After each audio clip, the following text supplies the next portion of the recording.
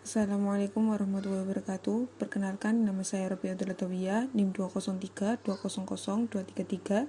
Saya dari kelas PGMIH, semester 4, Fakultas Tarbiyah dan Ilmu Keguruan YN Ponorogo. Di sini saya akan membuat video bertujuan untuk melengkapi tugas UTS dari mata kuliah pembelajaran matematika di MI atau SD yang diampu oleh Ibu Hestu Wilujeng MPD. Di sini saya akan memakai materi pecahan melalui teori belajar Diens. Diens mengemukakan bahwa tiap-tiap konsep atau prinsip dalam matematika yang disajikan dalam bentuk yang konkret akan dapat dipahami dengan baik. Ini mengandung arti bahwa benda-benda atau objek-objek yang dalam bentuk permainan akan sangat berperan bila dimanipulasi dengan baik dalam pengajaran matematika. Menurut Diens, belajar matematika itu melibatkan suatu struktur hierarki dari konsep-konsep tingkat yang lebih tinggi yang dibentuk atas dasar apa yang telah dibentuk sebelumnya. Jika bila suatu materi yang menjadi persyarat dari materi yang lebih lanjut belum dipelajari ataupun belum dipahami dengan baik, maka tidak mungkin dapat dipahami dengan baik, atau dengan kata lain, materi persyarat harus diajarkan mendahului materi yang lebih tinggi. Tahap pembelajaran matematika menurut Diens. Teori Diens lebih memberikan kesempatan untuk mengembangkan pemahaman siswa tentang konsep matematika melalui manipulasi benda atau penggunaan alat peraga. Proses belajar adalah proses yang didasarkan pada abstraksi, generalisasi, dan komunikasi. Menurut Diens, tahap-tahap belajar matematika yaitu ada 6. Yang pertama ada permainan bebas atau biasa disebut free play, yakni belajar konsep yang aktivitasnya tidak berstruktur dan tidak diarahkan. Anak didik diberi kebebasan untuk mengatur semua benda. Yang kedua, permainan menggunakan aturan. Pada tahapan ini, siswa memanipulasi sesuai dengan aturan yang ada. Tahapan ini sudah masuk pada permainan terstruktur. Dalam permainan yang disertai aturan ini, siswa melakukan permainan yang memiliki beberapa aturan yang perlu diperhatikan. Yang ketiga, permainan kesamaan sifat. Setelah anak bermain dalam aturan, selanjutnya anak melakukan permainan kesamaan sifat dengan menggunakan representasi fisik yang berbeda dari konsep tersebut pada saat melakukan games, dengan beberapa memiliki struktur yang sama. Yang keempat, permainan representasi, yakni tahap pengambilan sifat dari beberapa situasi yang sejenis. Para siswa menentukan representasi dari konsep-konsep tertentu.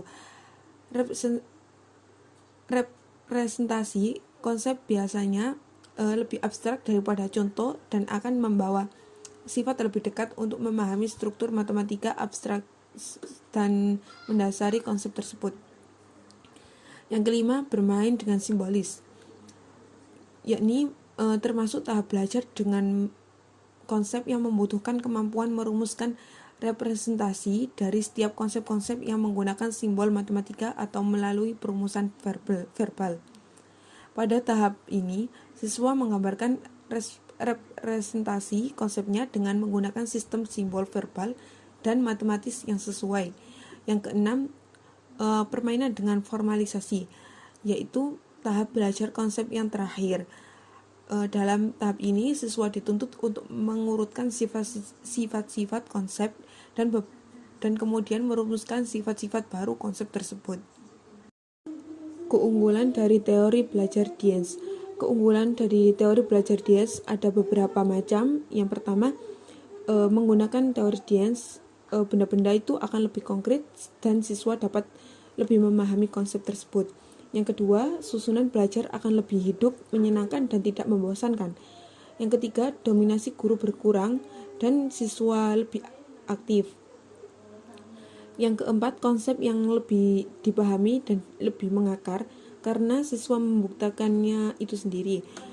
Adapun manfaat permainan bagi siswa diantaranya yaitu yang pertama, ada memunculkan dorongan pada anak untuk mencoba hal baru. Yang kedua, mengembangkan aspek sosial karena anak melakukan interaksi dengan yang lain selama permainan dan bisa mempererat hubungan antar anak. Yang ketiga, menumbuhkan dan mengembangkan imajinasi anak, serta dapat mempertajam kemampuan berpikir anak tersebut. Yang keempat, peningkatan kemampuan refleks, motorik halus, dan memperkaya penguasaan kosakata pada anak tersebut. Yang kelima, melatih konsentrasi anak. Yang keenam, meningkatkan kepercayaan diri anak tersebut. Dari belajar dengan permainan bisa dijadikan pembelajaran matematika yang awalnya sulit menjadi mudah dan lebih menyenangkan.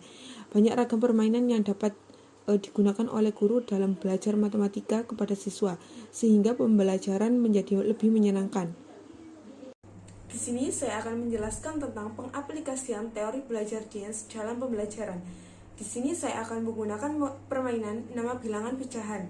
Tujuan permainan ini adalah agar siswa mampu mengetahui bilangan pembilang dan penyebut, serta bilangan-bilangan tersebut.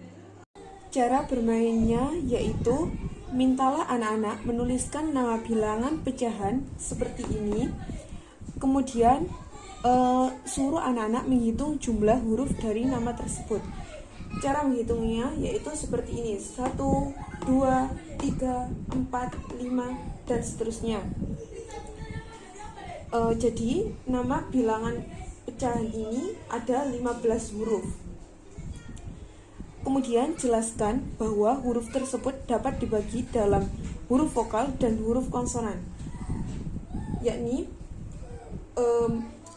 ada dua huruf vokal dan huruf konsonan. Kita tandai huruf vokal dengan melingkari huruf vokal tersebut seperti ini, 1, 2, 3, 4, 5, 6.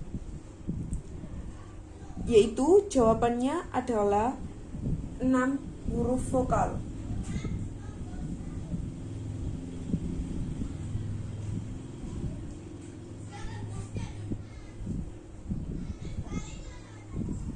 Huruf vokal tersebut menjadi 6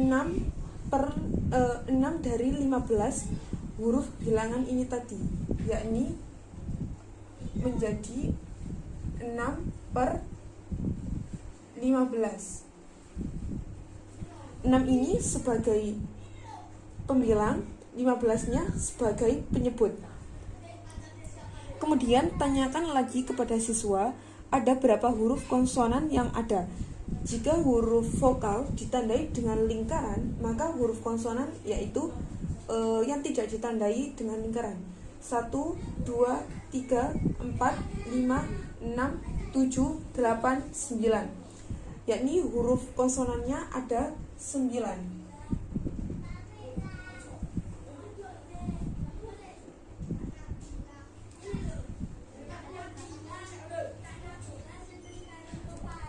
Huruf konsonan yang 9 ini dijadikan menjadi 9/15, yaitu 9 dari 15 huruf nama pecahan ini tadi, nama bilangan pecahan itu tadi. Kemudian mintalah anak menjumlahkan atau menggabungkan dua bagian huruf vokal dan huruf konsonan. Kemudian jelaskan apa yang didapatkan, yaitu seperti ini, 6/15 ditambah 9/15 sama dengan huruf 15 ini sama, otomatis tetap, penyebutnya tetap ya, 15. Terus 6 ditambah 9 dijumlahkan, yaitu menjadi 15. 15 dibagi 15 hasilnya adalah 1. Jadi